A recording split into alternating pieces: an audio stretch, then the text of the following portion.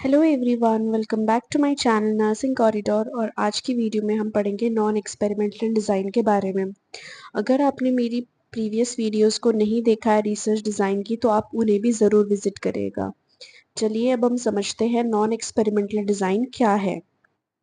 Non experimental research design को हम observational research design भी कहते हैं। The researcher observes the phenomena as they occur naturally and no external variables are introduced। क्योंकि इसका मतलब इस डिज़ाइन का मतलब क्या है, नॉन एक्सपेरिमेंटल। नॉन मीन्स यहाँ पे किसी भी तरह का एक्सपेरिमेंट नहीं है, राइट।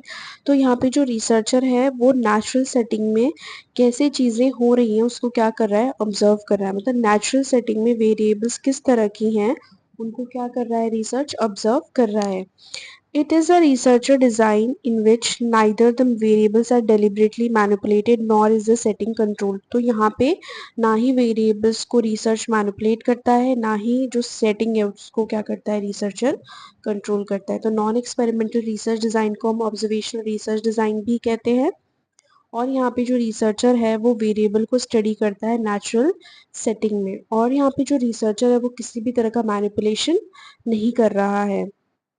नेक्स्ट है need of non experimental design, कि नॉन एक्सपेरिमेंटल डिज़ाइन की ज़रूरत क्या है। The study in which the independent variable can be manipulated. Non experimental design वहाँ यूज़ होता है जहाँ पे इंडिपेंडेंट वेरिएबल को मैनिपुलेट नहीं कर सकते।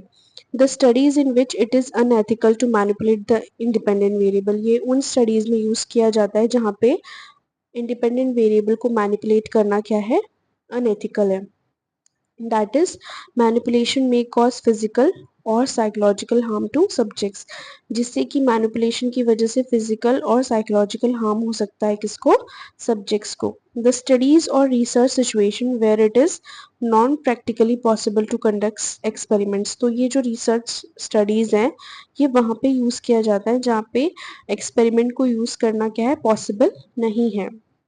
Descriptive type studies that do not require any experimental approach, तो ये जो डिज़ाइन है वहाँ यूज़ किया जाता है जहाँ पे एक्सपेरिमेंट करने की ज़रूरत ही नहीं है, राइट। नेक्स्ट है types of non experimental research design. तो basically there are 4 types of non experimental research design. First is correlational research design, second is descriptive, third is exploratory and fourth is survey research design. Then correlational research design के भी further types हैं। Cohort research design, case control research design, nested case control design, analytical cross sectional design. और फिर descriptive के भी further types है, univariate और comparative, right. तो एक एक करके हम इन सभी टाइप्स को समझते हैं।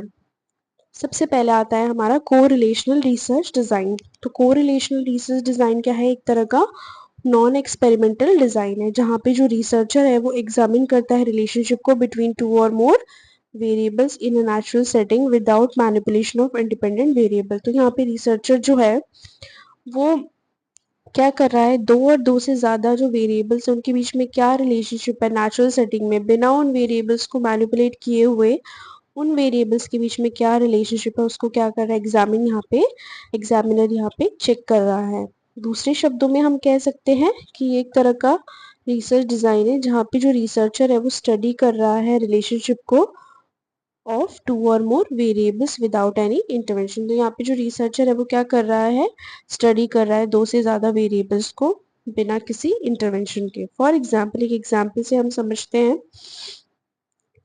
this design was used for study on the effect of smoking, means study on the effect of smoking on lung cancer। मतलब यहाँ पे एक स्टडी है जो किस पे हो रही है कि स्मोकिंग क्या क्या अफेक्ट पड़ता है लंग कैंसर के ऊपर में, among people in new Delhi, right. मतलब स्मोकिंग का क्या असर पड़ रहा है लंग कैंसर में। तो स्मोकिंग क्या है यहाँ पे, इंडिपेंडेंट वेरिएबल है, और लंग कैंसर क्या है यहाँ पे, डिपेंडेंट वेरिएबल है।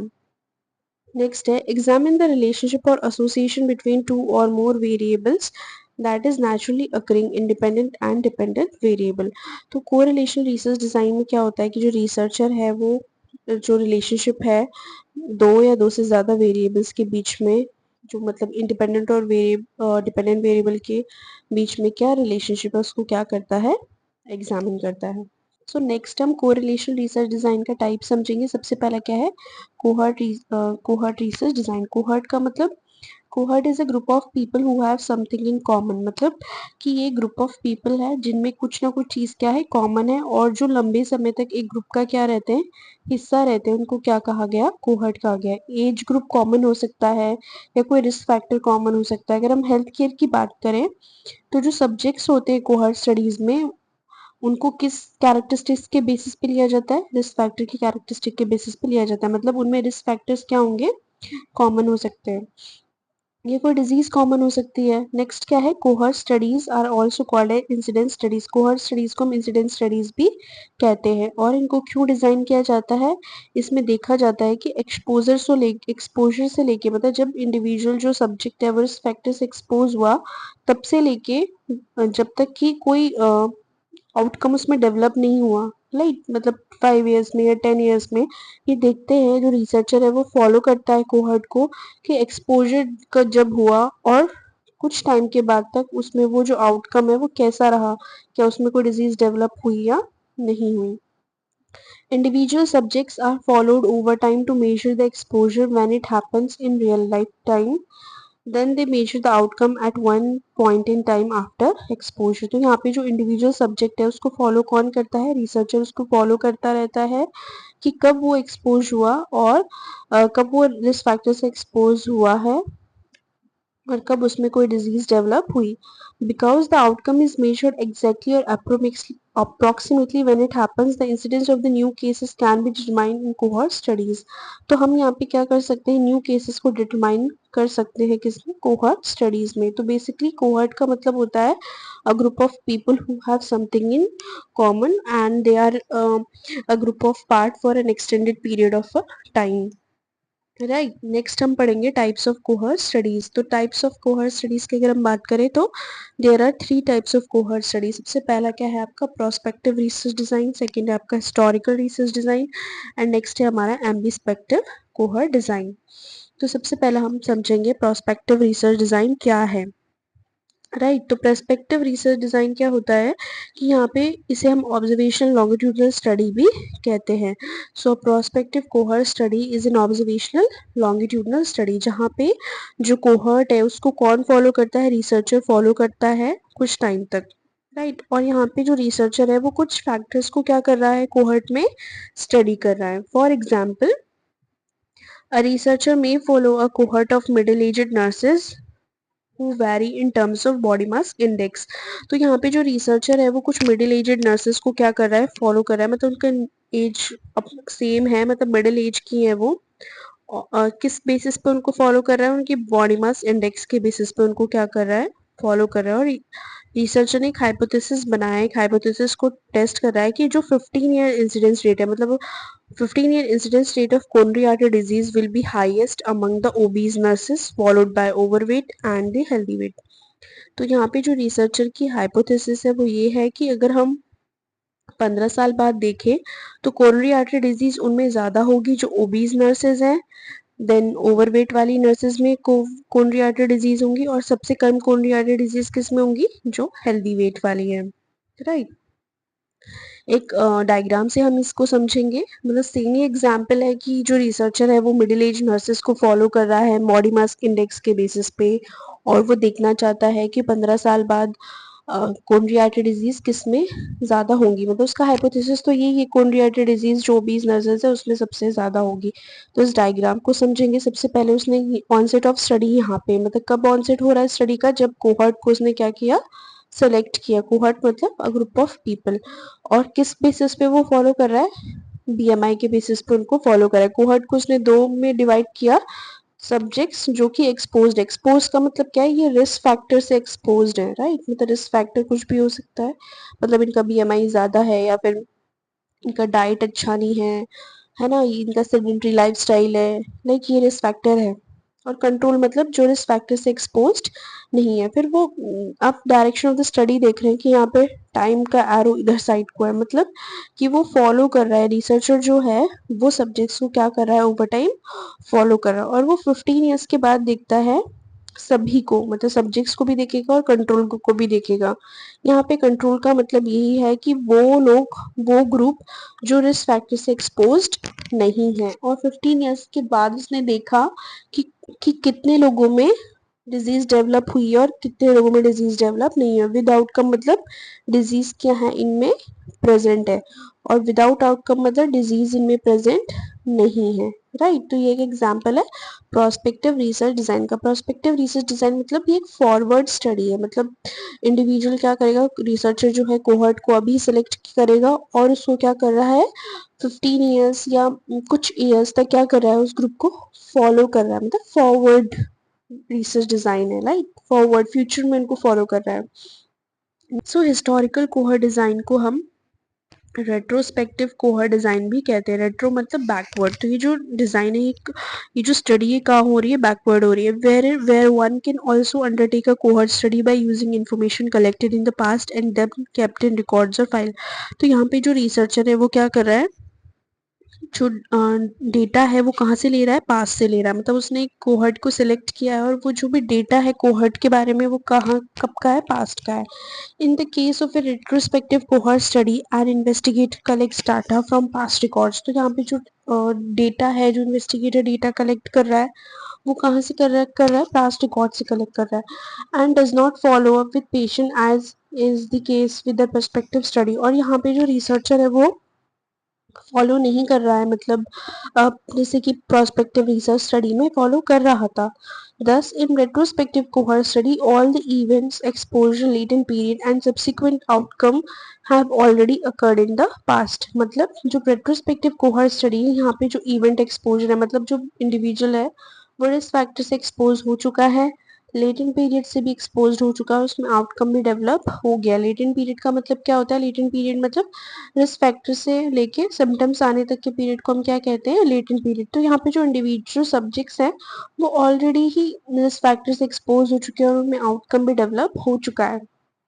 So, researcher merely collects the data now and establish the risk of developing a disease if exposed to a particular risk factor।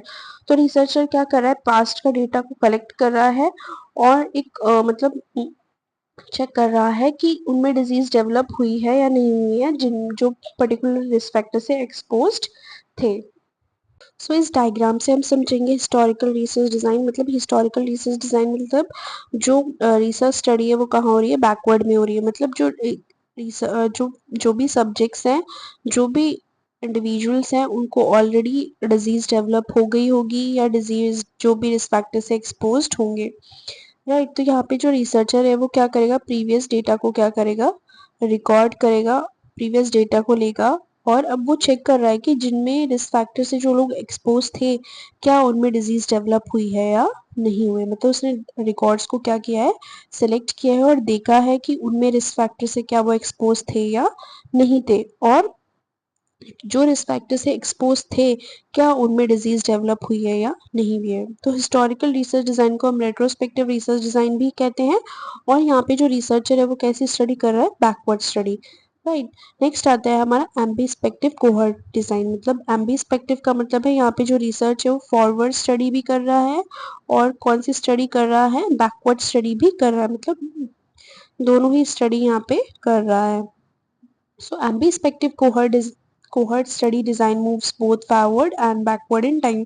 तो ये स्टडी फॉरवर्ड भी मूव करती है और बैकवर्ड भी मूव करती है। With this design the exposure is measured twice. मतलब यहाँ पे जो एक्सपोजर है उसको मेजर किया जाता है दो बार, historical and in real time, मतलब एट प्रेजेंट और historically. The design allows a more precise measure of exposure in terms of time। तो ये जो डिज़ाइन है हमें बताती है कि जो इंडिविजुअल है वो किस चीज़ से एक्सपोज हुआ टाइम के बेसिस पे, मतलब पास्ट में भी और फ्यूचर में। It can be determine if the exposure is of longer और शॉर्ट टर्म्स। ये हमें बताती है कि जो इंडिविजुअल है वो कितने टाइम के लिए एक्सपोज हुआ, लॉन्ग टर्म के लिए या शॉर्ट टर्म के लिए। राइट, इस एक डायग्राम से हम समझेंगे कि एग्जाम्पल से भी। A study about hip replacement outcome in the future can start with adult aged 20 to 40 years and their current and future physical activity, contemporary exposure, as well as the school and other historical Records can be measured to determine their childhood experience with organized supports type intensity and of research studies with ambidextrous design। तो यहाँ पे जो researcher है उसने क्या किया, एक cohort को लिया है और वो कोहर्ट किस चीज का, हिप रिप्लेसमेंट का, मतलब एक अडल्ट को लिया है जिनकी एज ग्रुप क्या है 20 to 40 ईयर्स, और उनमें अभी कौन सी सर्जरी हुई है, हिप रिप्लेसमेंट सर्जरी हुई है, राइट। तो यहाँ पे जो रिसर्चर है वो फॉरवर्ड स्टडी कर रहा है। फॉरवर्ड स्टडी क्या कर रहा है कि उनकी करंट और फिजिकल एक्टिविटी कैसी है, कैसी रहेगी फ्यूचर में, राइट, कि मतलब फ्यूचर में वो क्या फिजिकल एक्टिविटी कर पाएंगे, कितना कर पाएंगे।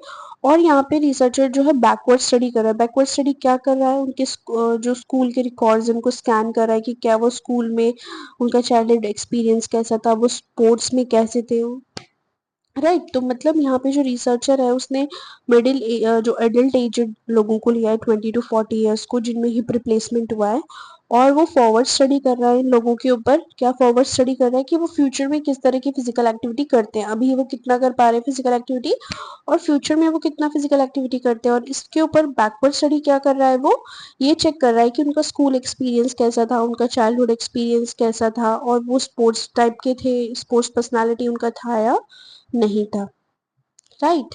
नेक्स्ट आता है हमारा case control design. Case control studies causes of a disease are investigated after the occurrence of a disease. तो यहाँ पे केस कंट्रोल डिजाइन में क्या होता है कि यहाँ पे जो इंडिविजुअल है उसको डिजीज हो चुकी है, और हम लोग क्या चेक कर रहे हैं कि उस डिजीज के होने के पीछे क्या रीजन था, मतलब जो इंडिविजुअल है, जो सब्जेक्ट्स है, वो किस चीज से एक्सपोज थे, right. For example, researcher investigates the history of smoking in patient diagnosed with lung cancer. मतलब यहाँ पे पेशेंट जो है लंग कैंसर जिन पेशेंट्स को हुआ है, मतलब यहाँ पे जो रिसर्चर है उसने मतलब ग्रुप को लिया है जो लंग कैंसर से डायग्नोस्ड है। अब रिसर्च बैकवर्ड स्टडी कर रहा है कि क्या वो स्मोकिंग करते थे या नहीं करते थे, मतलब हिस्ट्री ऑफ स्मोकिंग है या नहीं है, right.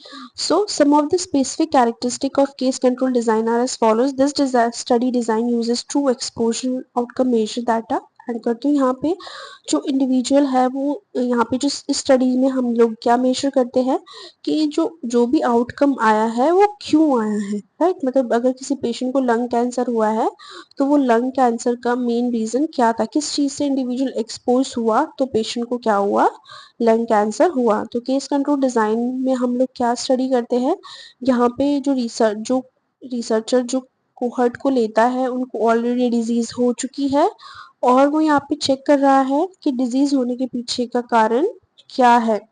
सो हम इस डायग्राम से समझेंगे। सेम एग्जाम्पल है, यहाँ पे जो अफेक्ट है वो क्या है, लंग कैंसर अफेक्ट है, और कॉज क्या है यहाँ पे, हिस्ट्री ऑफ स्मोकिंग। मतलब यहाँ पे जो रिसर्चर है वो देख रहा है कि क्या जो केस कंट्रोल पे उसमें स्मोकिंग का हिस्ट्री है या नहीं है। केसेस का मतलब यहाँ पे है जिनमें डिजीज डेवलप है, मतलब जिन्हें लंग कैंसर है, और कंट्रोल मतलब जिनमें लंग कैंसर नहीं है। तो वो देख रहा है back in time, backward study कर रहा है कि क्या उनमें क्या वो रिस्क फैक्टर से एक्सपोज थे या नहीं थे, मतलब कितने लोग, सपोज उसने 50 केसेस लिए तो 50 में से कितने लोग रिस्क फैक्टर से एक्सपोज थे और कितने लोग अनएक्सपोज थे। सेम कंट्रोल भी अगर 50 लिया है तो कितने लोग स्मोकिंग करते हैं और कितने लोग स्मोकिंग नहीं करते हैं, राइट। मतलब कितने लोग स्मोकिंग करते थे तो भी उनमें डिजीज डेवलप नहीं हुई, राइट। नेक्स्ट है हमारा है analytical cross sectional study. So analytical cross sectional study begin with population where two groups who are exposed and who are not exposed to risk factors are taken, and among them presence or absence of a condition or disease is assessed and compared at a particular one point of time। तो analytical cross sectional study में क्या होता है कि हम एक population लेते हैं, दो ग्रुप लेते हैं जिनमें से एक ग्रुप एक्सपोज्ड नहीं होता है और एक ग्रुप रिस्क फैक्टर से एक्सपोज्ड होता है, और विद टाइम देखा जाता है कि उनमें कोई डिजीज डेवलप हुई है या नहीं हुई है, राइट। नेक्स्ट टाइप है हमारा नॉन एक्सपेरिमेंटल डिजाइन का, वो है एक्सप्लोरेटरी रिसर्च डिजाइन। तो एक्सप्लोरेटरी रिसर्च डिजाइन जो है उसको यूज किया जाता है इन्वेस्टिगेट करने के लिए किसी प्रॉब्लम को जो क्लियरली डिफाइन नहीं है, मतलब रिसर्चर ऐसी प्रॉब्लम को चूज करता है जो जिसके बारे में ज्यादा नॉलेज नहीं है या जो एक करंट प्रॉब्लम है, राइट। क्या चीज गेन करने के लिए, इंसाइट गेन करने के लिए, मतलब अवेयरनेस, किसी प्रॉब्लम के बारे में अवेयरनेस गेन करने के लिए क्या कर रहा है, रिसर्च स्टडी कर रहा है। एग्जाम्पल है जैसे कि effect of social media on mental health, कि सोशल मीडिया का मेंटल हेल्थ के ऊपर क्या असर पड़ता है। तो ये करंट टॉपिक है और इसके बारे में लोगों को ज़्यादा इंसाइट नहीं है। तो एक्सप्लोरेटरी रिसर्च डिज़ाइन हम उसे कहते हैं जहाँ पे कोई रिसर्चर जो है किसी प्रॉब्लम को इन्वेस्टिगेट कर रहा है जो क्लियरली डिफाइंड नहीं है। नेक्स्ट आता है हमारा सर्वे रिसर्च डिज़ाइन। सो सर्वे रिसर्च डिज़ाइन जो है उसको ये यूज़ किया जाता है इंफॉर्मेशन को कलेक्ट करने के लिए from different subjects with in a given population. मतलब अगर हमें किसी पॉपुलेशन से जो है वो कोई इंफॉर्मेशन चाहिए तो हम किसका यूज़ करेंगे, सर्वे रिसर्च डिज़ाइन का, जहाँ पे हमारे पास पॉपुलेशन भी ज़्यादा है। If a survey is conducted on a sample of population, it is called sample survey. अगर हम लोग किसी पॉपुलेशन के ऊपर सर्वे करते हैं, किसी पॉपुलेशन के सैंपल के ऊपर सर्वे करते हैं तो हम उसे क्या कहते हैं, सैंपल सर्वे। अगर हम इंटायर पॉपुलेशन पे सर्वे करते हैं तो हम उसे क्या कहते हैं, पॉपुलेशन सर्वे। जैसे कि सेंसस, सेंसस हम किस पे करते हैं, पूरे पॉपुलेशन के ऊपर करते हैं। Next है main features of survey research. So survey research is a process of gathering current required data from the subject so that new information can be obtained. तो सर्वे रिसर्च एक तरह का प्रोसेस है जिसमें हम गैदर करते हैं कोई करंट डेटा को सब्जेक्ट से ताकि न्यू इन्फॉर्मेशन को क्या किया जा सके, obtain किया जा सके। The best feature of the survey research is that it enables the investigator to easily collect current information about whatever it is they wish to study. मतलब यहाँ पे जो सर्वे रिसर्च है उसमें क्या होता है, जो इन्वेस्टिगेटर है वो इन्फॉर्मेशन को कलेक्ट करता है जिसके बारे में भी वो स्टडी करना चाहता है। In survey research information is collected from a mix of subjects. मतलब यहाँ पे जो सब्जेक्ट्स हैं उनकी कैरेक्टरिस्टिक्स क्या है, थोड़ी मिक्सड अप होगी। को represent the total population in the characteristics being study, मतलब जो क्या कर रहे हैं, टोटल पॉपुलेशन को रिप्रेजेंट कर रहे हैं। Survey research is a mode of inquiry that relies heavily upon the validity of verbal reports. तो सर्वे रिसर्च में क्या होता है कि जो यहाँ पे पूरा जो वैलिडिटी है, सर्वे रिसर्च का मतलब यही है, इस पॉइंट का मतलब यही है कि जो सर्वे रिसर्च है वो हैविली डिपेंडेंट होती है वर्बल रिपोर्ट्स में, मतलब लोग क्या कह रहे हैं उस पर पूरा कंप्लीटली डिवोटेड है। नेक्स्ट है survey data can be collected in a number of ways, the most common method is questioning. तो जो सर्वे डाटा है वो हम कलेक्ट कर सकते हैं बहुत सारे तरीकों से और उसमें सबसे कॉमन मेथड क्या है, वो है questioning, right. The information is obtain directly from the respondents by self reporting questionnaire. यहाँ पे जो इन्फॉर्मेशन है उसे हम ऑब्टेन कर सकते हैं directly by self reporting questionnaire, मतलब हम क्वेश्चनायर के फॉर्म में डेटा कलेक्ट कर सकते हैं या फिर फेस टू फेस इंटरव्यू से भी हम क्या कर सकते हैं, डेटा को कलेक्ट कर सकते हैं। मतलब एक केयरफुली डेवलप क्वेश्चनायर और interview schedule is essential for data collection. तो एक केयरफुली डेवलप जो क्वेश्चनायर है या फिर इंटरव्यू शेड्यूल है ये बहुत एसेंशियल है डाटा कलेक्शन के लिए। which must be reliable and valid. Personal interviews are regarded as the most useful method of collecting survey data. तो मतलब पर्सनल इंटरव्यू को सबसे ज़्यादा यूजफुल माना जाता है सर्वे डेटा को कलेक्ट करने के लिए, because of the quality of information that can be obtained, क्योंकि इससे हमें अच्छी क्वालिटी की इंफॉर्मेशन मिलती है। और an in depth response is possible in an interview, और एक हम डेप्थ में जाके मतलब बहुत डीपली किसी प्रॉब्लम के बारे में स्टडी कर सकते हैं, किसी इंफॉर्मेशन को हम गैदर कर सकते हैं। As relatively few people refuse to express their views on a given subject in an interview. और हो सकता है कि कुछ लोग मना कर दें अपने व्यूज को बताने के लिए, कुछ कभी कभी, राइट, कुछ सब्जेक्ट्स होते हैं वो मना कर देते हैं अपने व्यूज के बारे में बताने के लिए। नेक्स्ट आता है हमारा टाइप्स ऑफ सर्वे। तो there are 3 types of survey. सबसे पहला क्या है, रिटन सर्वे। रिटन सर्वे का मतलब ये है कि यहाँ पे जो हम डाटा कलेक्ट कर रहे हैं वो किसके फॉर्म में कर रहे हैं, रिटन फॉर्म में कर रहे हैं, स्ट्रक्चर टूल के फॉर्म में कर रहे हैं या क्वेश्चनर के फॉर्म में हम लोग डेटा को कलेक्ट कर रहे हैं। नेक्स्ट आता है हमारा ओरल सर्वे। ओरल सर्वे में क्या है कि जो डाटा है, डाटा जो हम ओरल सर्वे के थ्रू कलेक्ट कर रहे हैं वो कैसे कर रहे हैं, फेस टू फेस कर रहे हैं या टेलीफोनिक कन्वर्जेशन के थ्रू या ओरल इंटरव्यू के थ्रू हम क्या कर रहे हैं, डेटा को कलेक्ट कर रहे हैं, राइट। नेक्स्ट आता है आपका electronic survey.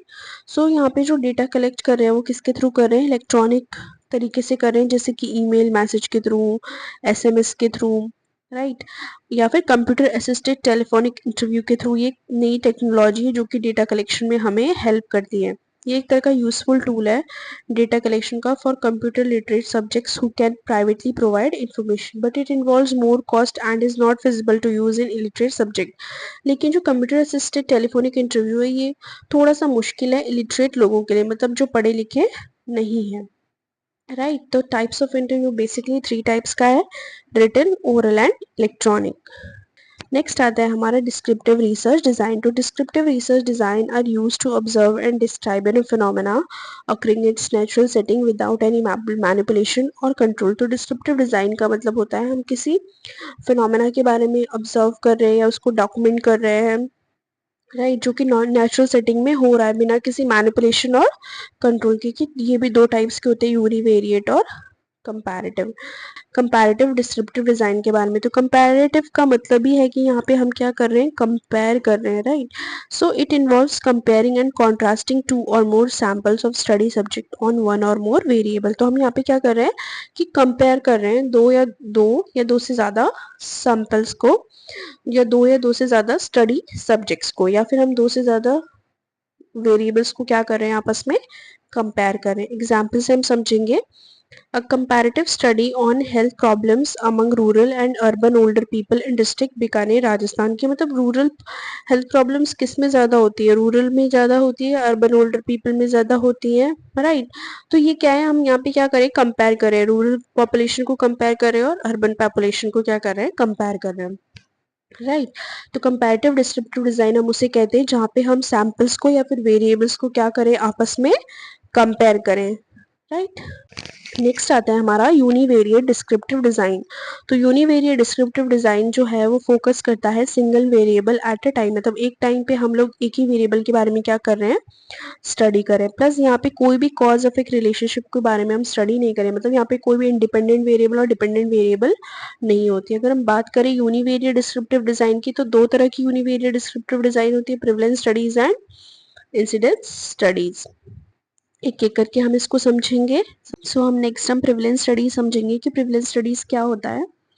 Prevalence studies are carried out to estimate prevalence rate. तो प्रिवलेंस स्टडीज को हम कैरीड आउट करते हैं एस्टिमेट करने के लिए प्रिवलेंस रेट को, मतलब कि at a given point of time कितनी डिजीज डेवलप हो चुकी है, मतलब कितने केसेस रिपोर्ट हुए हैं किसी पर्टिकुलर डिजीज के। इसका फॉर्मूला क्या है, number of cases with condition, number of disease and number of disease at a given point of time divided by number in population at risk of being a case multiplied by के।